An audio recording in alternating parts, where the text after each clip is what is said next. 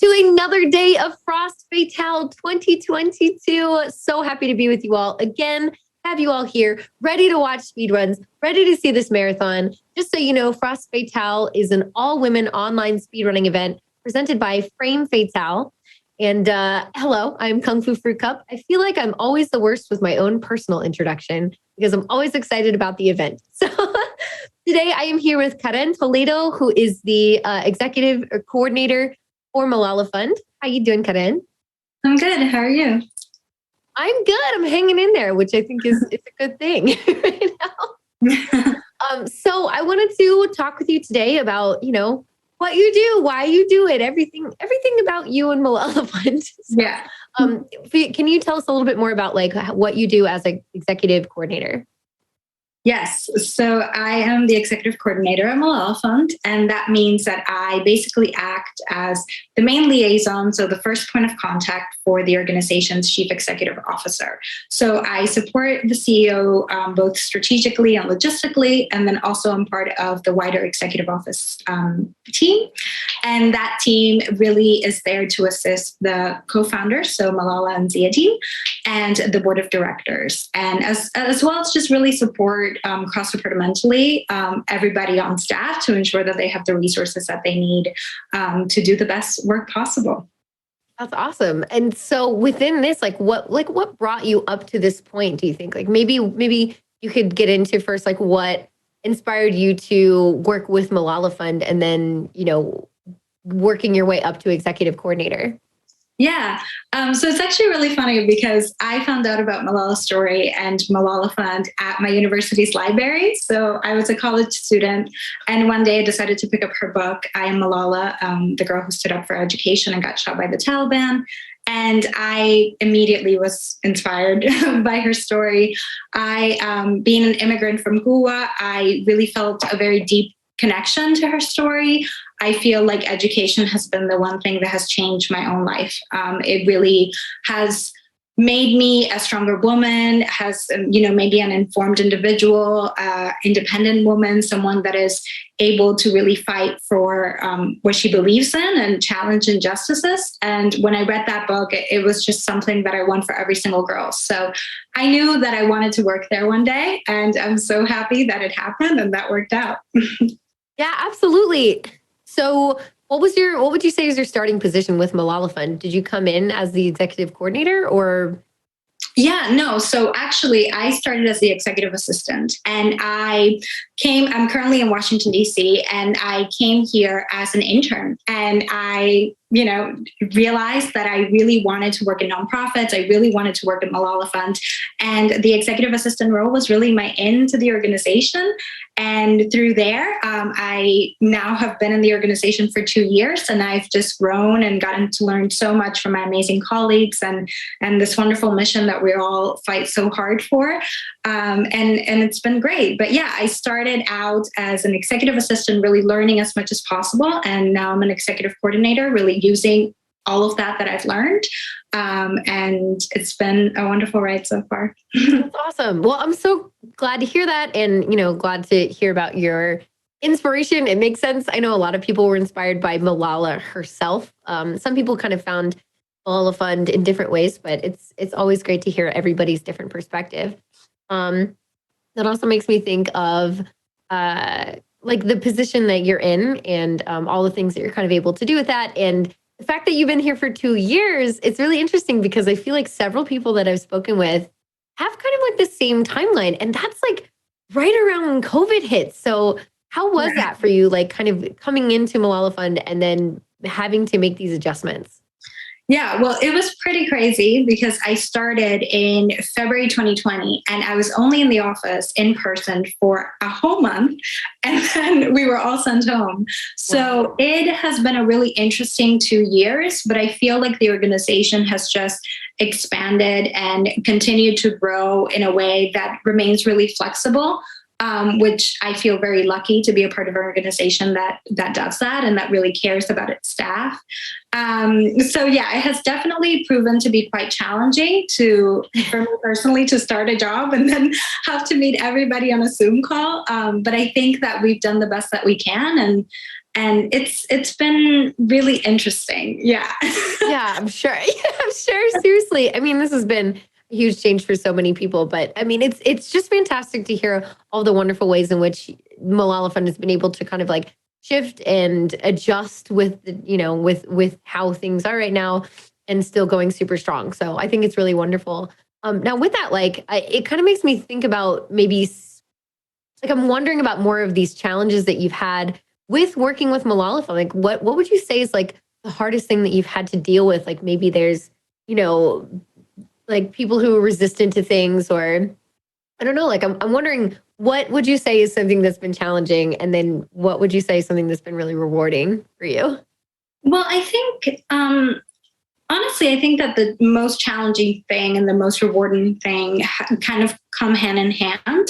I think that it's been really challenging for staff in general and for myself to connect with specifically our colleagues in other countries, right? To actually see the work that's being done in the countries where Malala Fund works. So, for example, Pakistan and Brazil and India, because everyone's just has had to stay in their house, and also because so many people are going through so many challenges that COVID has just naturally brought. And then on the other hand, I think that one of the most rewarding things is that everyone has been able to connect via Zoom. So even though we haven't gotten the chance to, for example, meet in person and really go to program countries, for example, and see programs in action, right? We have been very intentional about trying to share with each other as much as possible through Zoom.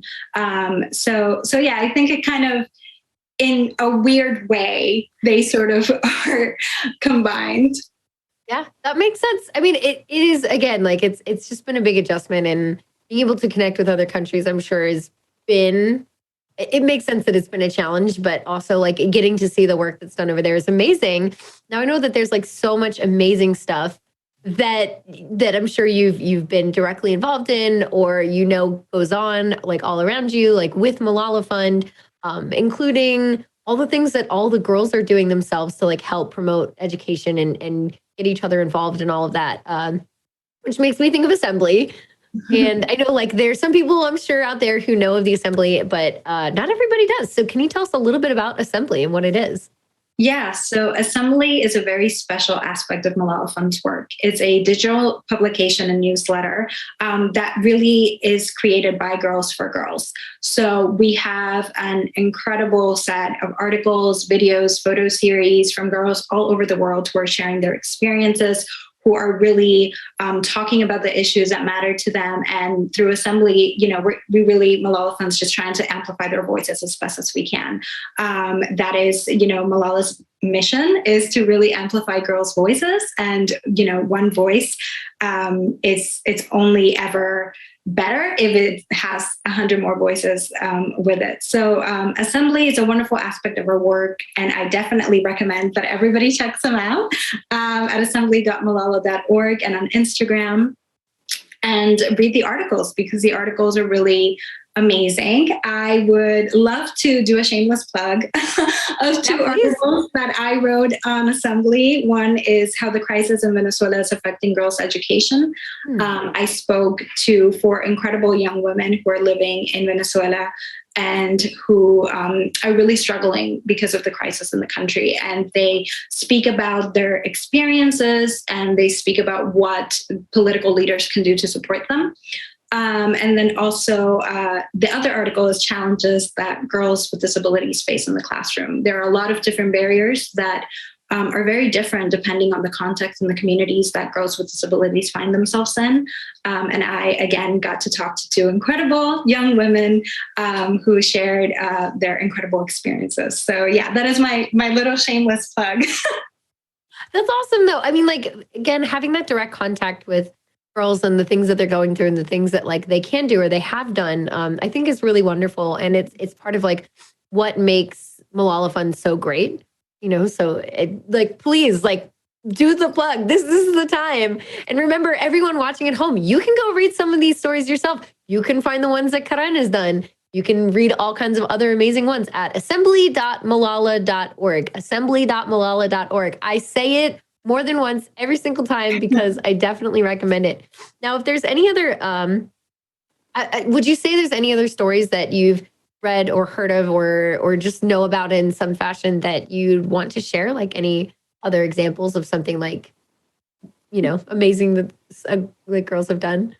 Yeah, on assembly, you mean? I Yes. mean, assembly. Yeah. I mean, in general, I'm going to let you pick one story. So many amazing things. And just recently, Assembly posted this wonderful photo series from a young woman. And she is, I believe, 14 years old. And she just takes you through her community, through her home. And it's just beautiful. And I think that it's one thing to read an amazing story, but then it's another one to really see pictures. Then we've been doing a lot more photo series on that. So I would definitely recommend that as well. That's awesome. I love hearing that. Yeah. Anytime you have like visuals related to things that it can really make an experience pop. Like it can help it feel more real for sure. So yeah, that sounds like a really great one to check out. Looking at you all at home. But yeah, as you've been working with Malala Fund, like, would you say, okay, I want to switch gears a little bit. Okay. Is this your first time you would say kind of being involved with gaming or, the Games Done Quick community on your side? Well, I have to say, I've seen a lot of these interviews. So I do feel like I know a little bit about the community. I don't play that many video games anymore, but when I was young, I used to play the Harry Potter video games. I'm a big Harry Potter fan. Awesome. What house are you? Yeah, but that was a long time ago. My hand coordination's not very good. So I would love to know if you or anybody else has any recommendations for video games that I should pick up. Doesn't have to be Harry Potter related, but if there's some. So I feel like this is a conversation we should have after this because there's so many games out there. It's like so diverse and broad that it really just depends on the things that interest you the most. Yes, there's more Harry Potter content. What Hogwarts house are you? I'm very curious. I am a Ravenclaw. When the Pottermore quiz came out, like, I don't know, 5 or 6 years ago, right. I got Hufflepuff and I was very distraught because my entire life I thought that I was a Ravenclaw. So I completely had like a total breakdown. I was like, there is absolutely no way. And then I took the test again and it said that I was a Ravenclaw. And I was like, okay, I can go on with my life now. I feel like that happens. I feel like I was very close as well with that. Okay, awesome. Like, do you know? Yeah, no, we can talk about games anytime. Okay. Yeah. But what I will say is that I think it's time for us to get into some speedruns. So thank you so much again, Karen, for speaking with me today. It's been wonderful. As always, I love talking with anybody with Malala Fund. You are no exception. Thank you so much. And thank you to all of the gamers for your support. This is such an important mission, and we really appreciate supporters like you. Yeah, of course. Well, I think everybody's doing a wonderful job, and I'm so excited to see more runs today and get this marathon really going. So thank you all for listening and taking some time with us, and let's go enjoy the marathon. I'm going to hand it off to the host now. Thanks, everyone.